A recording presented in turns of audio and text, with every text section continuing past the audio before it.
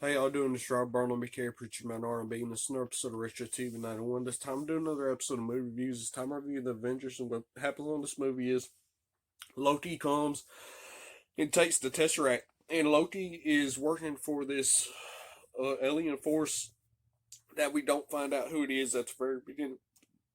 We find out at the end credit scenes, but I'll get to that.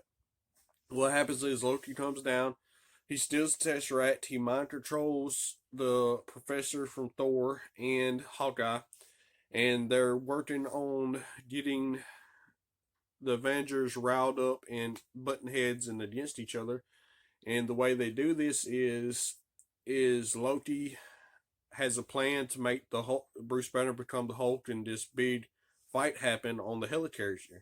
Well, that's what happens, and the Avengers have been button heads throughout this whole movie. It starts off with Nick Fury assuming the team. They go get Bruce Banner. They get Steve Rogers. They get Tony Stark. They bring them all together, and they wind up capturing Loki. Well, Thor shows up, and this big fight between Captain America, Iron Man, and Thor happen, and then they all start working together, kinda, and they capture Loki, and they bring Loki to the helicarrier. And like I said, Loki has this plan to make the Hulk come out. That way he escape. Well, this is what happens because the Avengers start butting heads again, and Loki, Bruce Banner becomes the Hulk in the helicarrier, and this big attack happens, and Loki's able to escape and put Thor into his detainment cell that Loki was in. Well, Phil Coulson tries to stop Loki. Loki winds up killing Phil Coulson, and this is what brings the Avengers together. Well, Loki gets this device to make a portal with the Tesseract. That way the Chitauri forces can come down to New York and attack.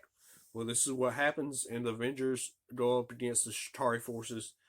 And while they're fighting, the commanders of S.H.I.E.L.D. send out this nuke, and Nick Fury tries to stop it, but he doesn't stop it in time. So Iron Man has to take the nuke, put it up into the portal, and it attacks the Chitauri ship, destroying the Chitauri ship and shutting down the Chitauri. And Black Widow's able to use Loki's staff to shut down the machine, and Iron Man falls through just in time to come back to Earth. And Iron Man gets brought back to life by Hulk screaming and scaring him back to life, and then they capture Loki. Thor takes Loki back to Asgard, and that's the end of the movie. Well, toward the end credit scenes, we find out who was behind the Chitauri was Thanos.